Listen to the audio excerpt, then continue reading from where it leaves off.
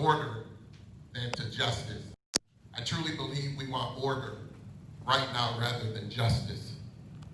Let's tonight keep the main thing, and that's racism and what police reform.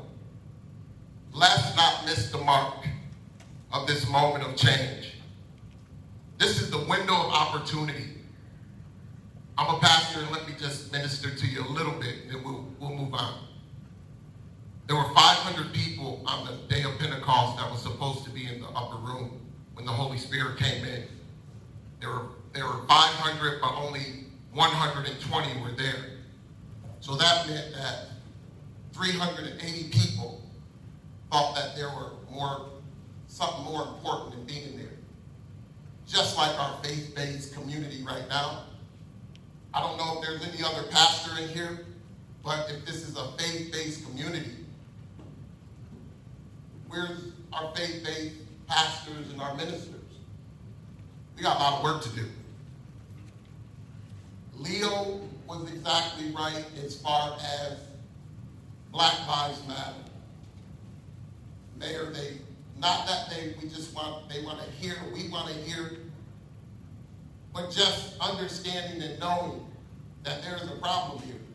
And as we move forward and come together, because nothing else is going to matter unless we come together. Racism is a human rights issue, not a political issue. Racism is a heart issue. Change your heart, and the world will change. That's why the Lord put a mandate on this world. Clean hands and a pure heart.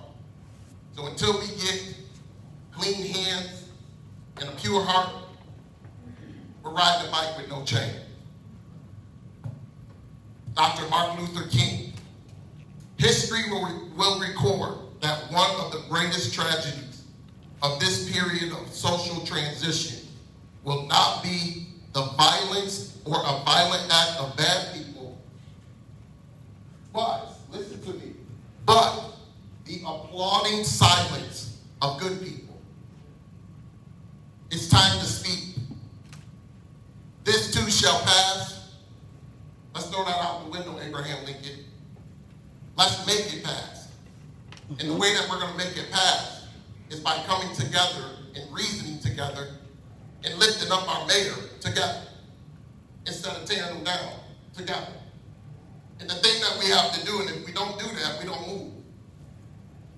Let's teach our young children about Black history. I think that's where the Bible says, get wisdom, get knowledge, but in all of our getting, get understanding. I got a story I borrowed. I got a story in that the other day there was a 7-year-old white kid that came in the shop. He was 7 years old. He jumped in the chair and said, "What's up, man?" And then I said, "You, that's what's up." And then he looked at me, he said, "I heard you guys get the best haircuts ever."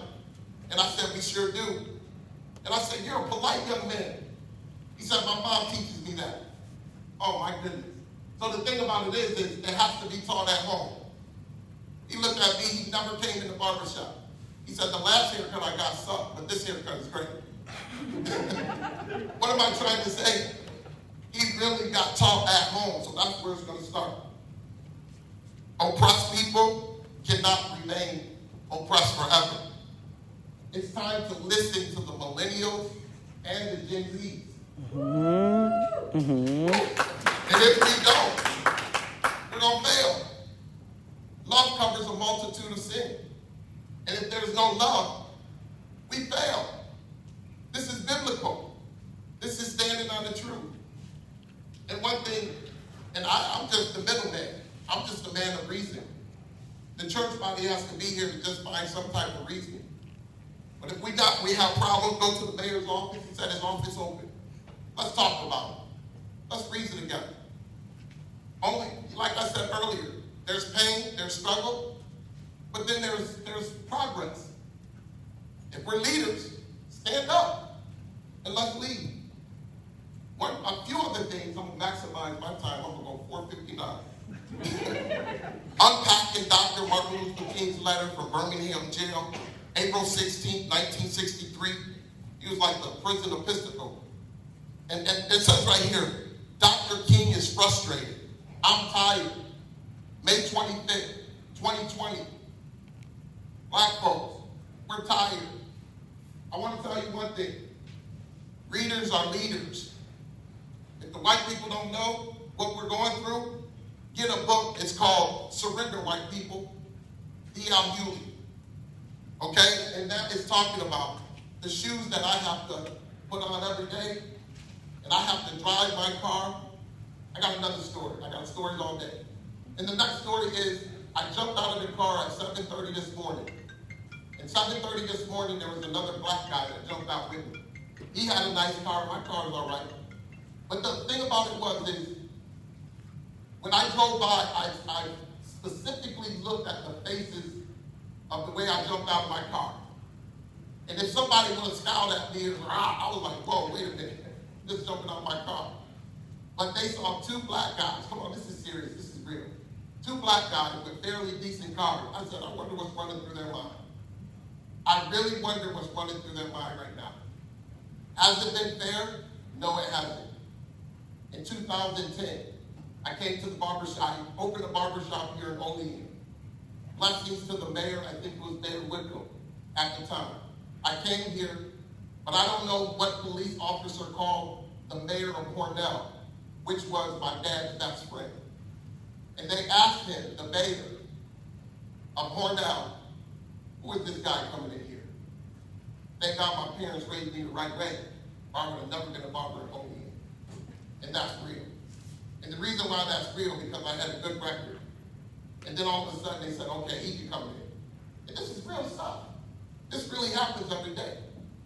But until you understand our shoes and say that Black Lives Matter and that the issue is here of racism and move forward, that's all we want to do. And that's all we want to do is move forward. And then when Martin Luther King, that's it. Does anybody want to yield their time to the Reverend? Come on, yield some time. Just a little bit. Just 2 more minutes. Thank you, Mayor. Appreciate it. Dr. Martin Luther King wrote that letter. He didn't write it on paper. He wrote it on toilet paper. And he said, I'm tired. I'm frustrated. All these years later, you know what my mom said this morning? I said, Mom, I'm going to speak at the town hall meeting. You know what she said? I'm tired. I'm frustrated. When is there going to be a change? The church, we need to stand up. Because if we don't have any more or other faith-based community people, pastors coming here, it's not going to last. Because whatever you do for Christ is going to last. Everything else doesn't. That's simple. If we are going to fix this, this is going to take a courageous effort from who? White folk. To say, how can we help? One more story. I was going to do a wedding at Bonaventure. And this white couple, about 70 to 75. They stopped me. They said, hey, how are you? I said, I'm fantastic. Now I'm going down into the woods. I don't know what they're going to do. I'm looking like, uh-oh. But then I'm going down into the woods, and they said, thank you for everything that you've done. And we're sorry for everything that we've done. And I wanted to hug him and say, thank you so much.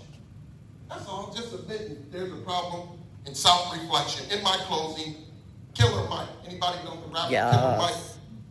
Said white persons, white folk, we're tired of fixing your problems. Mm-hmm. Do your own work. Mm-hmm. Talk to people. Because there was an article in the paper. Okay? Kingsbury. That's my family. He was after my cousin in the car with the gun. He was the one dancing all over the Olean, New York. Why didn't a police officer for 6 years go and say, hey, how you doing? Bust the move for me? Mm-hmm. What is that? Getting to know each other. He was here for 6 years. So when a problem happened and it's time to de-escalate, Kingsbury could have looked and said, oh man, I know you, what's going on? And put his gun down, or it wouldn't have had to go that way. But the final result of everything, Mayor, I'm almost done, the final result of everything is that nobody got hurt. Everything was okay. The solution was solved. He's in jail, my cousin's alive. We could have went to the funeral a couple days from now. She crying on my shoulder. I want to tell everybody, get to know who's in your community. The barbershop is a hub. I'm going to tell you one thing. Everybody comes in there. But guess what? I just love God and love people. And I don't care what color they are. Red, yellow, black, and white. They're all precious in His sight. Jesus loved the little children of the world. Thank you. Thank you, Reverend. Who do we have next, Michiko? Amy Farber possibly wanted to speak. I gave my time. Thank you. Caitlin Harvey. Of course I have to go after you guys. If you still would like to speak, there's a few minutes in there. I'm good, thank you. Okay. Much more eloquent than I could ever be.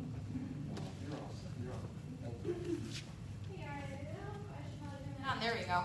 Hi, I'm Kate Harvey, 310 East Henley. I'm the idiot who suggested the survey.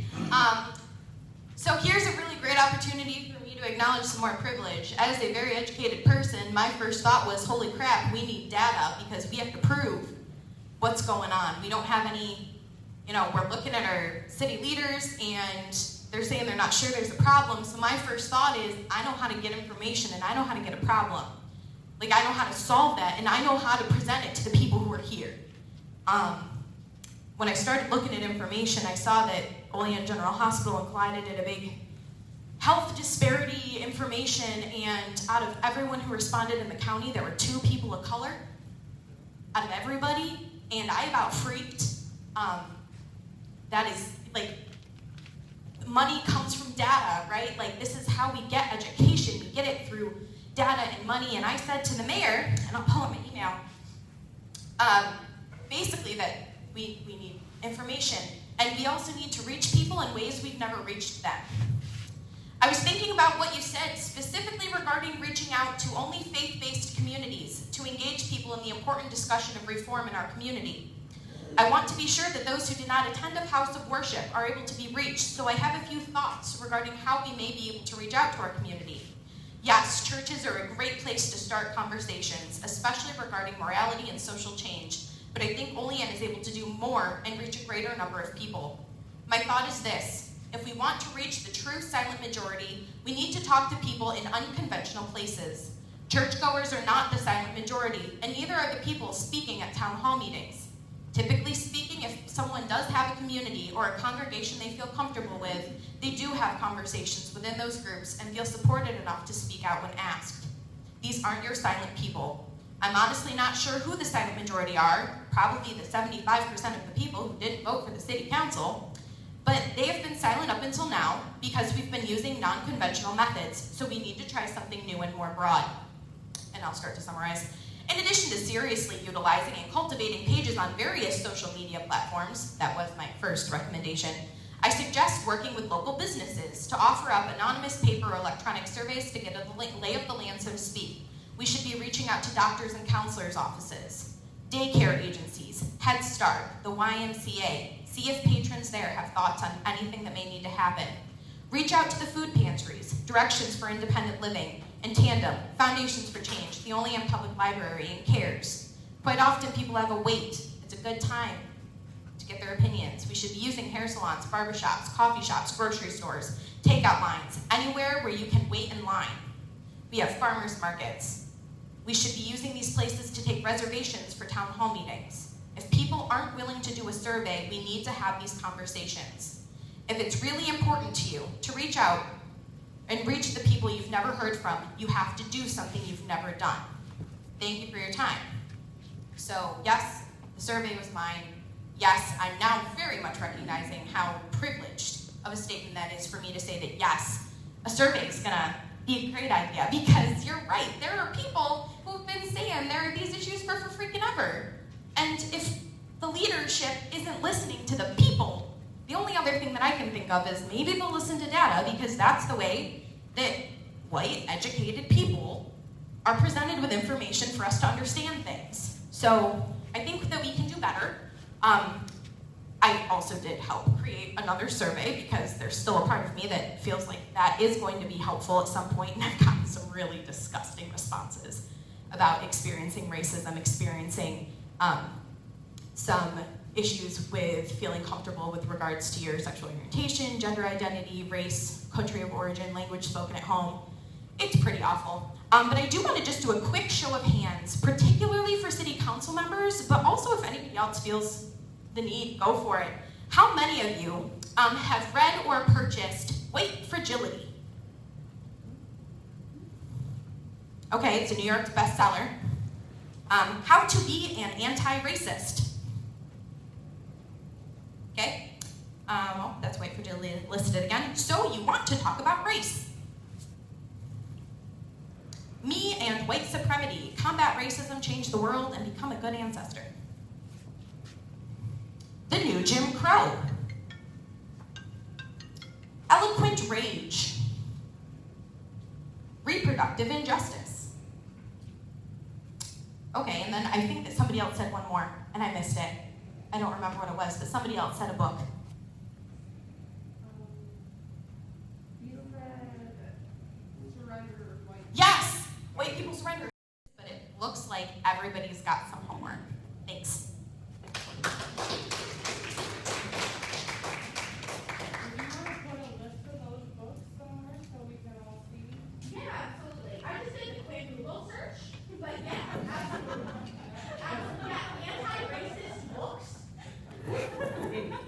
There are several, but I would be more than happy. And a number of them are available at Olean Public Library, and even if they aren't physically available, you can get them through the app. Oh, and Audible.com has a free, like a free one audiobook, your first free read. And White Fragility is on it. You can download it for free with your Amazon account. Thank you. Was, Time Alone? I'm sorry, Time Alone? Ty? Yeah, I got more to say. 45 years.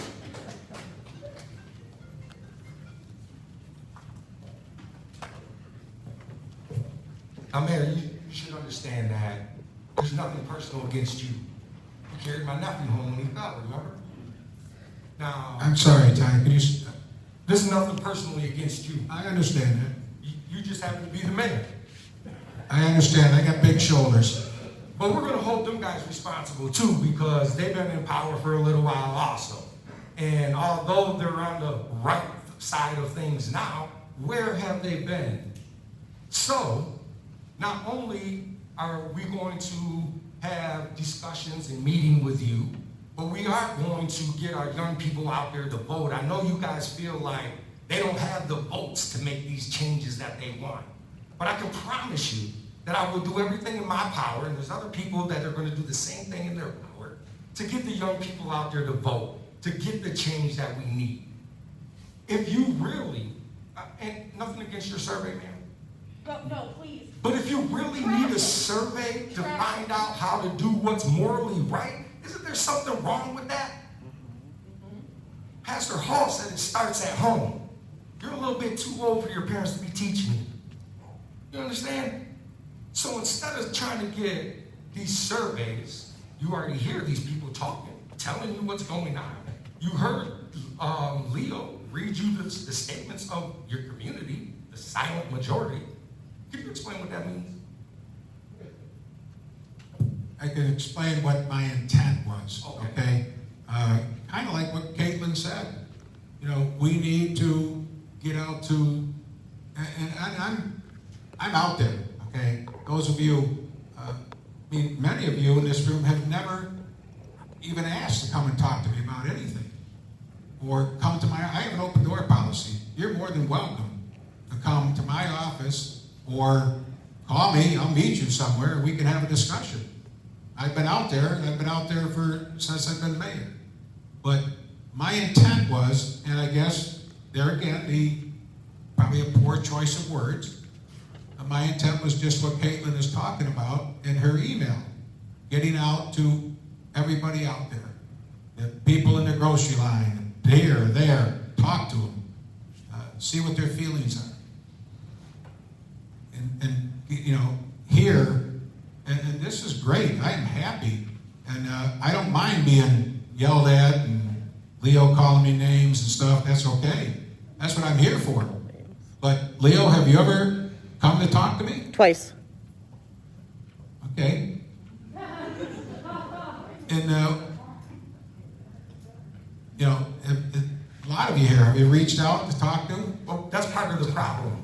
Like, if we need to reach out to you and tell you what's morally right, then you're really not fit to be the mayor, leader of our people. I'm not asking you to reach out and tell me what's morally right, to come and have a conversation with me. But this is the conversation we're Yes. having, is discussing things that have to do, it's not about if you're a Republican and a Democrat or You're independent. absolutely it's right. morally right or wrong. Yes. So then there should not be a discussion. We just do what's morally right? I thought that's how the church, right, Mr. Pastor Hall here, that's what he would tell us, that God says, right, to do what's morally right. So then you shouldn't even need to ask the community if we need this. It's just a must. I think as mayor, it's my obligation to give everybody the opportunity to voice their opinions. And that's what I'm trying to do. Okay, I think the silent majority has been voicing their opinion for over 400 years, and we're done with it. Chief Riley, I understand that you put in new policies since you've been in office, since you've been the chief, and you explained some of those things. But not one of those things did I hear anything about accountability. That's what the problem is. We want no job, okay, in the world, at least in America, does the employee get to tell their employer how things are going to be ran. We, as the people of Olean, are your employer. You guys don't get to tell us how things, I mean, you guys have been doing it, but it sounds like the buck's going to stop. We're not going for the same rope-a-dope. Oh, we'll work with you, we'll do this and we'll do that. No, we're done. We're tired of the talking. We want change. In order to change something, that means an action takes place. Okay?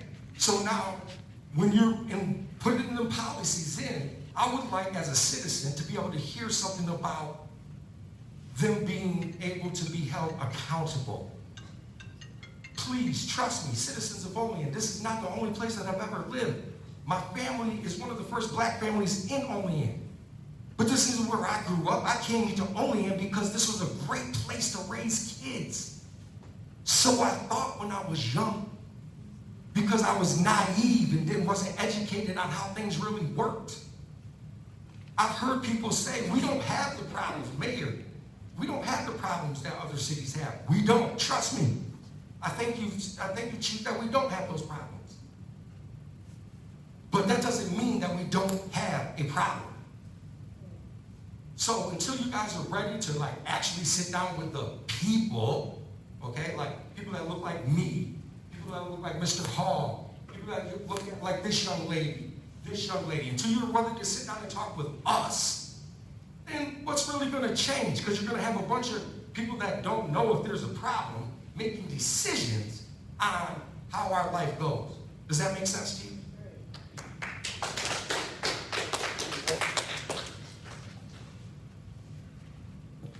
Thank you. Jessica Malone. Jessica Malone. Jessica? Hello, can you hear me?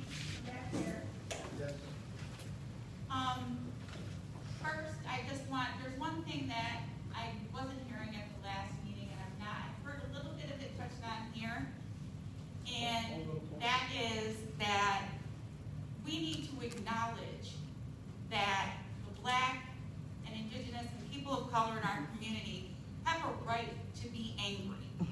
I think as a white person myself, I'm trying to do better.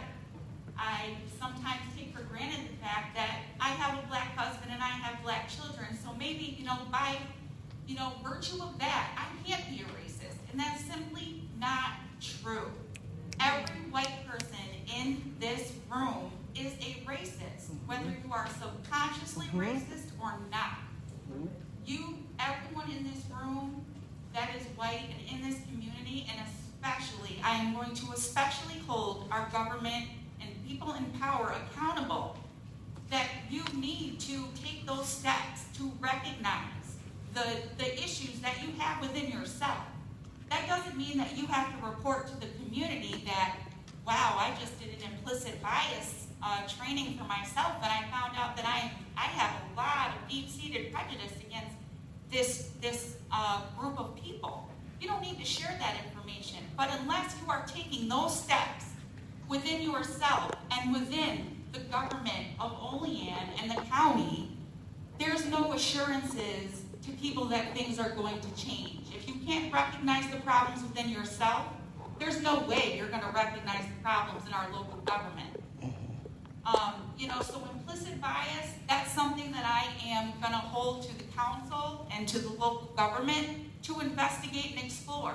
As Ms. Harvey has mentioned, there is non-for-profit organizations all over this country, including in this community, that are skilled in trainings on implicit bias, in recognizing those implicit biases and overcoming them.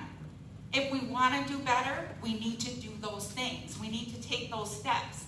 And those steps need to be taken before we form this committee or group that is going to review the policies and the procedures of our police department. If we're still holding all of these racist ideas, whether or not we're aware of them, in our heads, you're not going to be able to objectively look at the policies and see where change is needed. So I encourage everyone to take those kinds of trainings, do those kinds of steps to better yourself before you're making those policy decisions. And I want to hold our aldermen accountable as well. We're talking about reaching out to the community during COVID. It is very hard. We're limited on the number of people that can gather in a space. Our community is already broken up into sections called wards. Our aldermen and our alderwomen should be contacting, whether it's going door to door, contacting people by phone. You do it on election night. You never do it any other time of the year. You want to call us and tell us you care about our vote, please vote for us. Make sure you go to the polls. Talk to me in between the elections. Mr. Crawford, that was for you. I am within your ward. I got a call. You stopped at my house election week. I never see you any other time of the year. You make promises that you do want to talk to us about what we have to say, but we never see you again. You knocked on our door so you know where we live. It's things like that that happen a lot in the community. We talk the talk, but we don't walk the walk. Just because you're not calling my child nigger doesn't mean you're not thinking it. And I know, because when my child leaves, you'll still say it. My kids are in high school. None of them have plans to stay in this community. 2 of them have already left. If you want to build this community, make this community wealthy, a better place to live, you have to be more diverse and inclusive of everyone. And that means people of color, people not from New York, people not from Olean. I'm not from Olean. I moved here 20 years ago. When I first got here, people were not nice to me. They looked at me as, there's this girl, she's moving here from out of town. She's coming with this black guy. They're causing trouble. People were not nice to me. People were very mean to me. And it was a few people that did reach out and show me that there are good things about this community, and so I did stay and raised my children here. But sadly, throughout the years, I see why we don't want you staying after our children leave. We can do better. And if the people in the community aren't going to make that commitment to do better, as a resident, what's the point?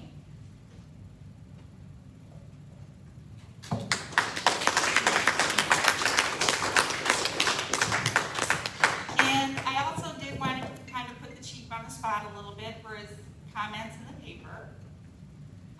I do commend you for the changes that have been made in the police department.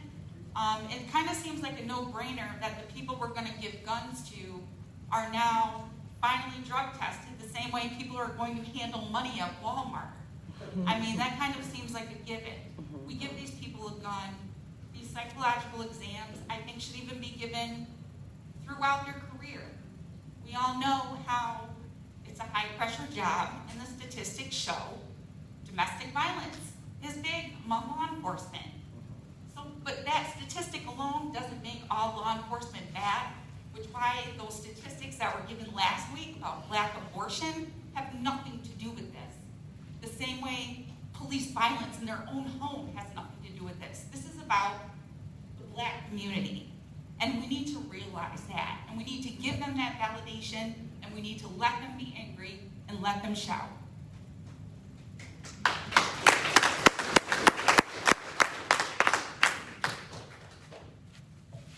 And I kind of got a little off track there, I'm really sorry. But Chief of Police, you did mention in there, in the article, that it was due to the new legislation that has been passed, where you specifically had stated that these new, sorry, I'm just reading the article, that the legislation, is making officers pause on whether or not it's worth it to stop a fleeing suspect. Things like that are very offensive. What are your police officers doing that they're doubting an action to apprehend a suspect might cause them to be liable?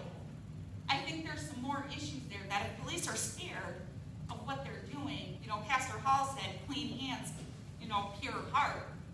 If your heart isn't pure about what you're doing when you're apprehending a suspect, then maybe your hands aren't clean. If you're worried that your actions are going to have repercussions, maybe it's your actions that should be looked at, not the law that's causing your methods to be looked at. So I would hope that the Olean Police Department is going to enforce the laws that apparently aren't going to be able to be enforced until things settle down. I mean, that was the exact quote. Pendulum has swung all the way to the left, noting that he expects to see an increase in crime. It's not going to settle down until they allow us to enforce the laws. No one's keeping you from enforcing the laws. The only thing we're trying to stop is police brutality.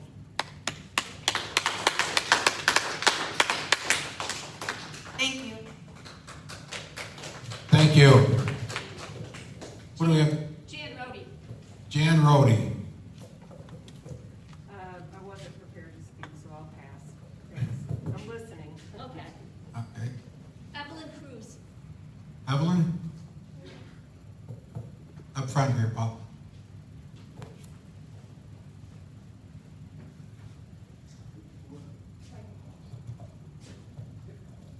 Hi, good evening, good afternoon. Evelyn Cruz is my name, and I'm going to comment on certain of my on certain comments already done here previously. I am going to join the voices that said that they were very disappointed when you said I'm going to consult the silent majority. And I know you're trying to explain what you meant, so that's a good thing that you have made some kind of reflection about it, but it was shocking. And it was hurting because it was not about the silent majority. It was about the silent minority, which I don't like the word minority because it means less than, nobody's less than anybody. But the silent ones here that have been exposed to abuse in one way or another, especially blacks and people of different ethnicity. So that was a sad thing to hear from you because I do appreciate your work. I do appreciate it. And I think sometimes you have the right heart, even though I said no previous meeting, I really don't know your heart, but when you talk, you can see certain things trying to shine through.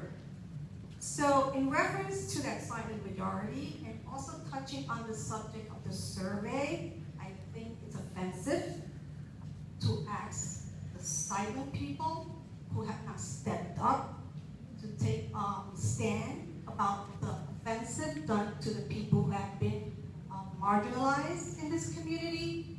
I think it's an idea that should be just let it go.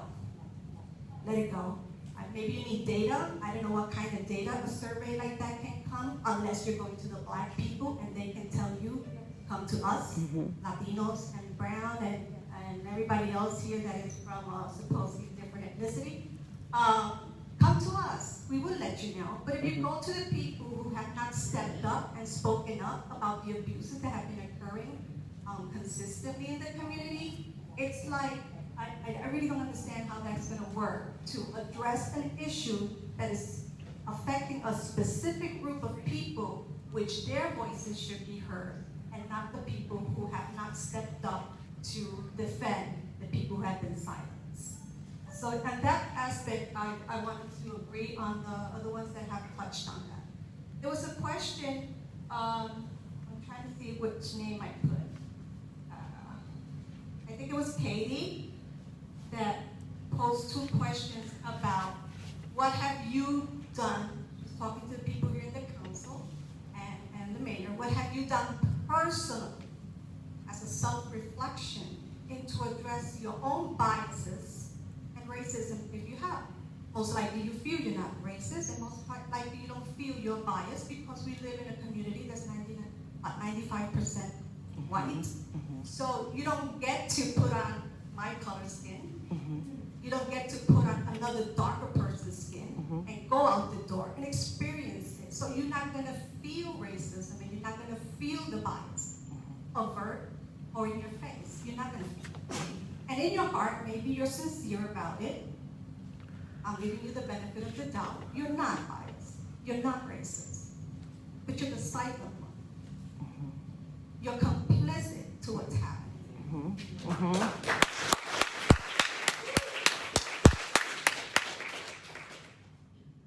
I am not going to put you all in the spot to tell me what you were doing, but since Katie brought it up, I pray that you would take that question to heart. And look, self-reflection. Like I said the other time, check yourself. Where are you? Where's your heart? Where's your heart? Because it's disheartening to say that a survey is going to come up and give you all the insight that we have to give you. Yeah. You don't need to go any further. Yeah. There's no need for a survey. I'm Yep. just saying there's no need for a survey. Yep. Maybe we could survey why the Black community is poorer than the poorest white person here. Maybe we could service that and find out why they get maybe less benefit, less information, less service of any kind. Maybe we could survey that. But why a Black person feel, or Latino person feel, or person of color feel that they have been targeted because of the color of their skin, you need to go to the people with color on your skin. That's what you need to do. Yep. In reference to the pastor, I love the way Pastor Hall tells us that all these nice stories, it does start at home. And maybe we are not doing a good job doing that. We're also not doing a good job in our education system. We cannot whitewash history. History is there and is documented. We use books that gives it a chapter, and then we move on to the next thing. While the history of the United States has been built on the blood and sweat and life of the Black slaves that were taken from their homeland and brought here by force to do the labor that other people thought they were supposed to do. So once we put history back into history and not call it Black history because it's American history, once we do that and address it, I think we're doing it. I also want to address Chief. I think all the things that you were saying that you have been doing, drug testing the officers, psychological screening, defense tactics, I admire that. I think that's a good start. I don't know how long you've been doing it. I don't know if it's reflective of this time. It is sad that it has to be addressed at this time. When it's something that is, like somebody said, a no-brainer. I think it was Jessica. I think she said it was a no-brainer. How could you give a person a gun and just 6 months training and send them out of the street and assume that they're going to know how to work under stressful situation and do it in a proper manner, and maybe have mental health issues that they have not been addressed, that sometimes don't even show up. They don't even show up. Sometimes we may not even know we have some mental issue until we are confronted with a situation that puts us in a spot that all the aggressive and the ugliness comes out, and our biases. So I would like to let you know that there are so many other things that we could be doing here in Olean that has not been done. Reaching out to the family. Don't do the survey, knock the doors. I think Jessica said, here we have some people from the different wards.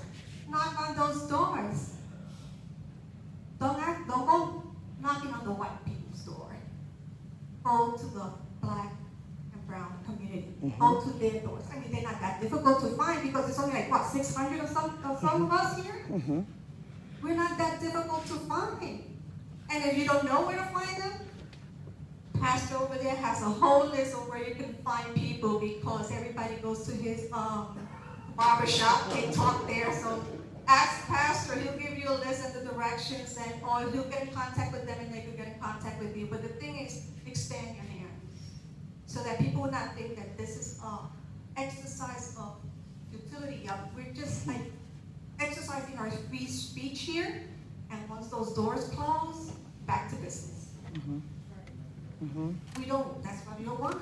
But we don't want to feel that we're just here talking, expressing our feelings, our concerns, letting you know what the issues are, which everybody knows what the issue was, how to address them. And then later on, we go back to business as usual and nothing gets done. That is a sense of despair that has permeated this community. Nothing gets done. And while you may be looking at a beautiful community rising, Union Street is getting beautiful, business are coming in and everything like that, that is great. But when people don't feel part of it, it is a waste of resources because they would not feel accepted, they would not feel welcome, and they would not feel that they can make their own business flourish in a place that have marginalized them for so long. So in regards to a plan of training for the board maybe, there's so much social workers here. Social workers are a good resource for you to go to. They deal with so many things and they have so many tools they can share with you that you can come with tactics. Even the police could go to a social worker and because there are ways of de-escalating situations and violence and whatever it is that needs to be done in a way that doesn't need to have force.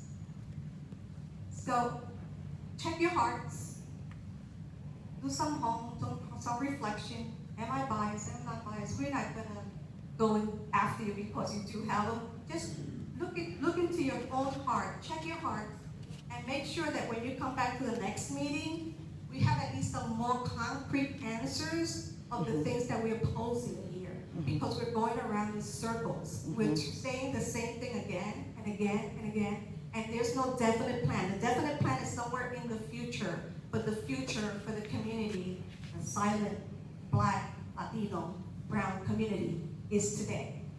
The future is today, because our future has been long past for us to be expressing ourselves. So we want you to come next week and give us some real information. What are you doing? How are you being implemented? Can we see it now? Not a month or two from now. And I know there's some things that need long-term planning. I'm not talking about those things. I'm talking about the things we can see now. Next week or the next meeting on the whatever on the next meeting, come and say, I went out in my community, I spoke to the people, and here are their responses. Let them write you a letter, a note. If you want a survey, take yourself, if you don't know what to ask, we'll give you some questions. You go to these people's houses, you put their name, their address, and you let them talk, take notes. Sometimes it's better to listen than to ask questions. Listen to the people, and hopefully next time we get together, we have some real concrete answers, plans, and things in place that we can say, okay, you guys are serious about working with us. Thank you. Thank you. Okay, we are, it's now 8 o'clock, it's a little bit after 8 o'clock. I will make an apology to the community for my choice of words of saying the silent majority. So there's my apology. I've learned a lot tonight. A lot of good comments here tonight. And, definitely, we want to make the changes and make them meaningful and not just lip service. So we want to work with the entire community to make these changes that Olean needs. So thank you everybody for coming. Can I just ask a quick question? Okay, just really quick, I'm sorry. I thought it was odd that, I mean, there's people here from all different, some people lived here all their lives, and some people have just moved here last week. And one of the things we're talking about is the relationship between the community and the police. And then way over in the corner, I don't know who he is, and the mayor's saying, and someone mentioned him, and someone said, oh, Joe, tell him what you said. Can you do me a big favor? Can that gentleman please stand up and introduce himself to the community? I don't know who you are. I apologize for that also. That is our police chief, Jeffrey Raleigh. He's really important for us to know. Well, if you don't know me, then it's good for you. That means you're not talking to each other. So there again, thanks everybody for coming. There again, I truly have an open door policy. If you would like to come and see me, I have no problem with that. And we will take we're taking notes on the meeting, and we will take all of your suggestions and comments, and we'll take them to heart. And for those of you, I know you probably won't understand this, but growing up in Olean, I come from Italian descent. And my grandfather came over to Ellis Island. And there were several names as kids we were called. And I'm not going to repeat them. But, so, you know, there has been racism in Olean for a long time. And not just with the, not just with the black community, with many, the Polish people. Look at the Polish jokes. The Irish people. The Irish people who get jobs now, and they aren't the ones who are getting hurt by the police. And as the suggestor of the survey, can we just... Were at one time. Well, All right. 100 years ago. One thing, thank you. One thing I do want to, when we talked about last week, we talked about jobs and that, and civil service. One thing that's happening, and this is where you can all help, because you can get to your state leaders, Senator Borrello's office, Joe Giglio's office, your county legislators, that with these civil service tests, they're extending them out like the fire department test. That was extended out for 4 years. So that means that anyone in the interim who would become available or old enough to take the fire department test, they have to wait until 4 years. They used to give the test every year. So, and I guess what I'm trying to say that in that time frame, there may be people that take it this year, and then the next year, more people, young people, become eligible, that they're not given the opportunity to take that test for 4 years. So these are the things that you can help with by talking to your state legislators about that, because those are rules that are set by state civil service and Cattaraugus County Civil Service. So, yes. I just want to say that the gentleman asked the chief to introduce himself, and he said it's a good thing that he did it like that. See, that's one of the problems. And are we training our officers as guardians of the community or as warriors? Because if it's a good thing that he doesn't know now, and that I had this for 4 months. Okay, meeting is over. Thank you very much for coming. We'll be here again next Thursday night. Please make sure you register, because we are on a limit because of COVID-19. So, thank you. Next Thursday, I work. Okay. I will be at Wegmans in Buffalo. I'll have all the fun. Can I point out, like, didn't call him a name, please? What? Can we change that in the record? I didn't call him a name. Yeah, you can call Oh, him I'm going to names. have to say something about it. Like, I didn't call you a name. You didn't call him names. Nope. You just If then, hey, you weren't able to say. Sorry, I was writing it. Working around the same side, there's a problem. To feel attacked. Yeah, absolutely. That's his. Yep. Yeah. Are we debriefing here? Are we just going home and drinking and You're on camera right now. whatever? Well, I'm glad because that's how I'm feeling. I agree. The fact that